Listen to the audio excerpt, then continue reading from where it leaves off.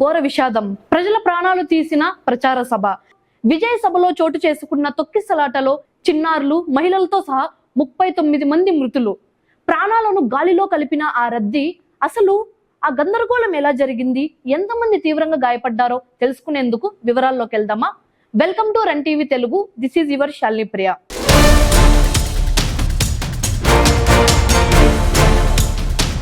కరూర్ ప్రచార సభలో ఘోర ప్రమాదం. తమిళనాడులో నటుడు, రాష్ట్ర నాయకుడు విజయ్ నిర్వహిస్తున్న ప్రచార సభలో పెద్ద భీషణ ఘటన చోటు చేసుకుంది. వేదికకు సమీపంగా రావాలని ప్రయత్నించిన ప్రజల ఒత్తిడితో తొక్కిసలాటలో 38 మందికి పైగా మృతి చెందగా 50 మంది తీవ్రంగా గాయపడ్డారు. ఇందులో మహిళలు, పిల్లలు, వృద్ధులు దృష్టిలో ఉన్నారు.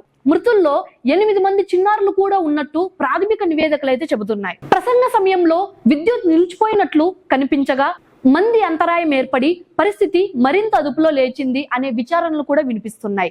సభ నిలిపివేసిన పరిస్థితిని శాంతి చేసే ప్రయత్నాలు జరిగిన పరిస్థితి అప్పటికే చెడ్డదైపోయింది.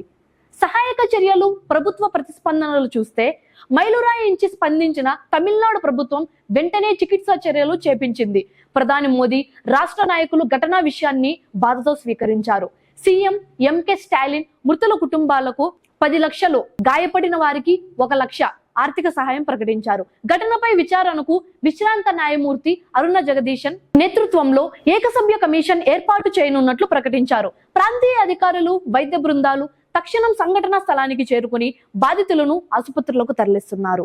అసలు ప్రశ్నలు, విమర్శలు, భద్రతా లోటులు విషయానికి వస్తే ఈ ప్రమాదంలో ఇబ్బంది ఏర్పడిన ముఖ్య కారణాలు మనం చూస్తే చెక్క కూపరి నియంత్రణలేమి, క్లిష్ట పరిస్థితిలో క్రౌడ్ కంట్రోల్ లోపాలు, ప్రేక్షకులు వేదిక చేరేందుకు చేసిన యత్నాలు, అధిక జన సమూహం వల్ల అత్యధిక ఒత్తిడి అనేది ఏర్పడిందని వార్నింగ్లు అయితే ఉన్నాయి. విద్యుత్ నిలిచిపోయిన విషయంపై కూడా విచారణ జరగాల్సినది భావిస్తున్నారు. పరిపాలనా బాధ్యతలపై రాజకీయ విమర్శలు కూడా ఎక్కువగా వినిపిస్తున్నాయి. ఈ సంఘటన రాజకీయ ప్రచారాల మధ్య భద్రత ఎలా ఉండాలి అనే ప్రశ్న అయితే తెస్తోంది. ఫైనల్ గా ఈ ఘటన తాలూకా ముఖ్యాంశాలను చూసినట్లయితే కరూర్ ప్రజాసభ స్టాంపేడ్ లో కనీసం 39 మంది ప్రాణాలు కోల్పోయారు, అనేక మంది తీవ్రంగా గాయపడ్డారు. వాగ్దానాలు, భవితవ్య పరిణామాల్లో మానవ భద్రతను ఎక్కువగా ప్రాధాన్యం ఇవ్వాలి. విచారణ ఆదేశించి బాధిత కుటుంబాలకు న్యాయం చేయాల్సిన బాధ్యత ప్రభుత్వానిది. రాజకీయ సంఘటనలలో క్రౌడ్ మేనేజ్మెంట్, అత్యవసర ప్రణాళికలు తప్పనిసరిగా ఉండాలి. ప్రజలు, నాయకులు అంతర్జాతీయ బాధ్యతతో ఉండాలి. లోపాలు మరలా జరగకుండా జాగ్రత్తలు తప్పనిసరం.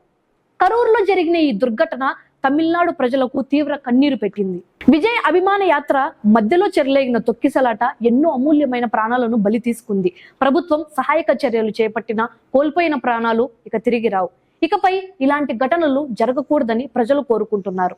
ఇది రన్ టీవీ తెలుగు. నేనే మీ శాలిని ప్రియ. తాజా వార్తలతో మళ్ళీ కలుద్దాం. అప్పటి వరకు నమస్కారం. ఈ వార్తకు సంబంధించినటువంటి ఏ అప్డేట్లైనా మా దృష్టికి వచ్చినట్లయితే వాటిని తప్పకుండా మీకు నెక్స్ట్ వీడియోలో అందిస్తాము. ఇలాంటి మరిన్ని హృదయ విదారక సంఘటనల కోసం చూస్తూ ఉండండి రన్ టీవీ తెలుగును.